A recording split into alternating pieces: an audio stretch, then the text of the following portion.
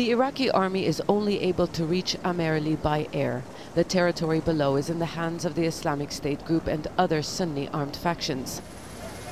Amerli is a besieged town in Salah ad-Din province, where the United Nations is warning of a possible massacre. There is also a humanitarian crisis in the town. The Iraqi Defense Ministry released this video showing helicopters dropping aid supplies and evacuating people.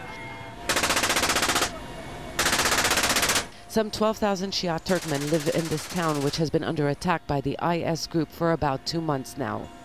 The UN says the situation in Amerli is desperate. People have been without electricity and are running low on food and medical supplies. Turkmen Shia are among the many minority groups who have been forced in large numbers from their homes in the north. Some found their way to this camp on the outskirts of Erbil. I have 6 children. Life is very difficult for us. We would like to be back home. That is what we want.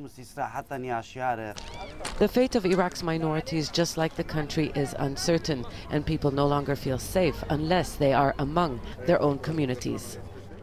This is a transit center where internally displaced families are waiting to be repatriated, but they're not going home. They're waiting to be flown to Baghdad and other Shia areas where they say they will feel safe. But life in the Iraqi capital is violent. A series of car bombings over the past few days killed dozens of people in Shia areas.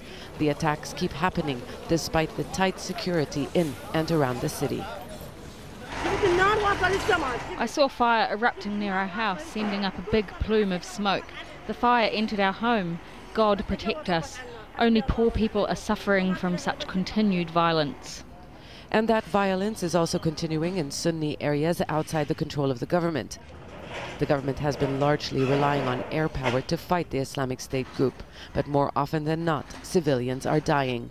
There are many front lines and battles across Iraq, and with less than 2 weeks before a constitutional deadline to form a government, there are growing concerns that Iraq is descending into all-out sectarian violence. Zana Khuder, Al Jazeera.